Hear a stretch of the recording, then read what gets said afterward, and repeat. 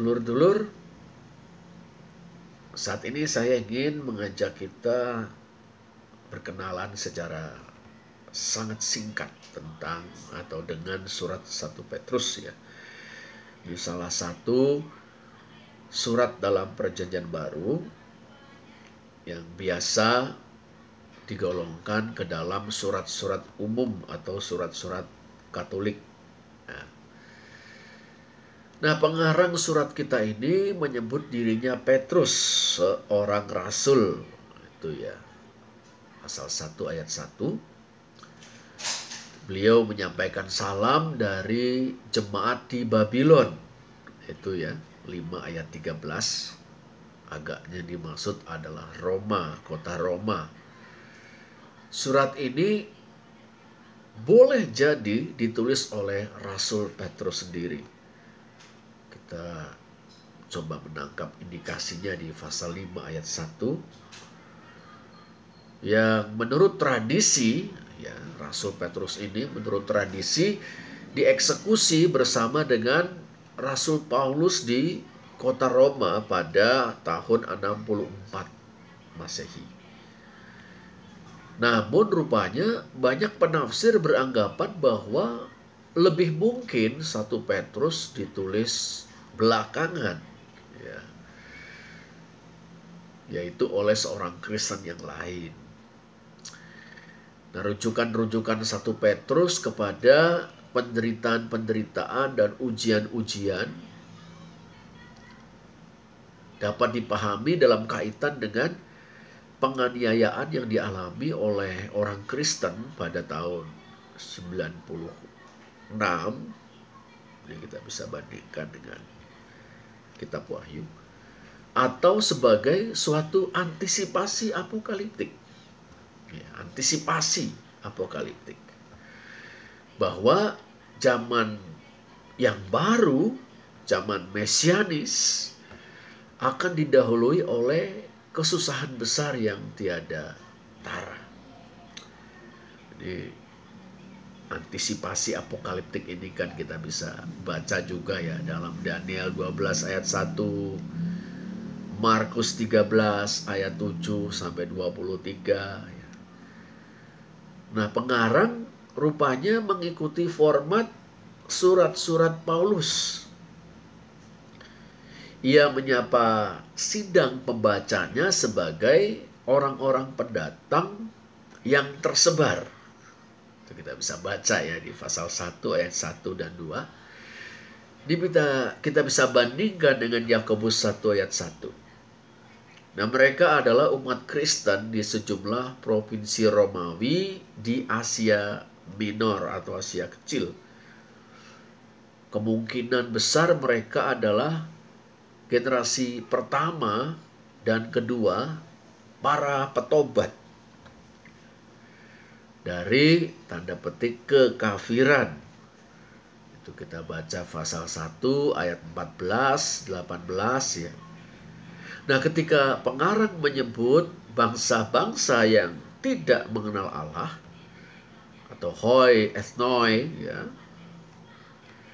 nampaknya yang ia maksud adalah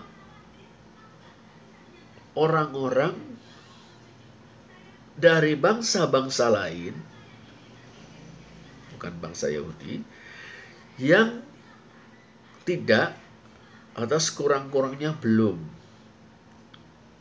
percaya kepada Gusti Yesus. Nah, rupanya pengarang ingin mendorong umat Kristen yang dimaksud itu, untuk tetap teguh kendati ujian-ujian yang sedang atau mungkin harus mereka pikul, mereka derita. Bisa kita baca 1 ayat 6 dan 7, 3 ayat 14, 4 ayat 12 sampai 19. Nah, penderitaan dihubungkan dengan rancangan-rancangan jahat iblis. Ini kita bisa baca di pasal 5 ayat 8 dan 9. Bukan penganiayaan yang digelar oleh pemerintah Romawi. Nah, para pembaca diinstruksikan untuk menghormati kaisar. 2 ayat 17. Boleh kita bandingkan dengan Roma 13 ayat 1-7. Nah, seperti kebanyakan pengarang perjanjian baru atau penulis perjanjian baru, penulis 1 Petrus ini memperingatkan bahwa zaman yang sekarang ini akan segera berakhir. 1 ayat 13, 4 ayat 7. Dalam pada itu umat Kristen harus hidup dengan bijak dan benar. Terutama sekali mereka harus saling mengasihi. 1 ayat 22, 2 ayat 16, 3 ayat 8. Bisa kita bandingkan juga ya dengan Yohanes 13 ayat 34-35. Kasih menutupi banyak sekali dosa. 4 ayat 8 bisa kita bandingkan dengan Yakobus 5 ayat 20. Nah, seperti Rasul Paulus, pengarang 1 Petrus ini memahami bahwa hidup baru yang bercirikan kasih itu dimungkinkan atau menjadi suatu kemungkinan yang terbuka berkat kematian dan kebangkitan Kristus. Itu. Sebab di dalam Kristus di sekarang mereka telah dilahirkan kembali. 1 ayat 3, ayat 22-23. Jadi jelas fokus utama surat 1 Petrus adalah memberikan nasihat dan dorongan kepada mereka yang telah dilahirkan kembali untuk hidup dengan setia dan benar di masa antara masa kedatangan Kristus yang pertama sampai dengan masa kedatangan kembali atau saat kedatangan kembali Kristus. Itu sampai saat penghakiman dan keselamatan yang akan dinyatakan pada waktu penyataan Yesus Kristus. Pasal 1 ayat 3-13. Nah, surat 1 Petrus ini terutama terdiri dari nasihat moral. Kita bisa bandingkan dengan Ibrani ayat 13 ayat 22.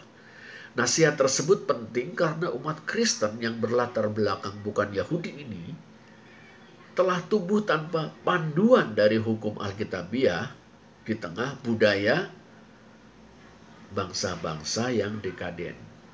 Bisa kita baca 1 ayat 14-19, 4 ayat 3-4. Kedati pada mulanya bukan umat Allah, sekarang oleh anugerah Allah dalam Kristus mereka telah menjadi umatnya.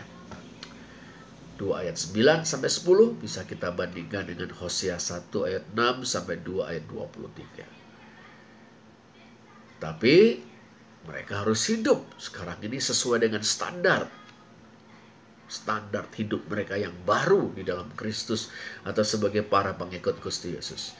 Mereka harus membuang semua kejahatan serta menggunakan karunia-karunia untuk saling mendatangkan manfaat, saling membangun. 2 ayat 1, 4 ayat 10, 11 bisa kita bandingkan dengan 1 Korintus 12-14. Di samping itu banyak aturan dan panduan spesifik lain yang juga dikemukakan. 2 ayat 11-3 ayat 17, 4 ayat 15, 5 ayat 1-6. Susunan atau garis besar surat ini. Bagian kepala surat terdiri dari pengirim, terkirim, dan salam. Itu pasal 1 ayat 1-2. Kemudian yang kedua, karunia dan panggilan Allah bagi orang-orang percaya, pasal 1 ayat 3-2 ayat 10. Lalu hidup orang Kristen di tengah permusuhan dunia, pasal 2 ayat 11-4 ayat 11. Nasihat bagi kaum yang teraniaya, 4 ayat 12-5 ayat 11. Dan penutup pasal 5 ayat 12-14. Kurang lebih demikian perkenalan kita dengan surat 1 Petrus. Mari menggalinya dengan gembira. Yesus memberkahi. Amin.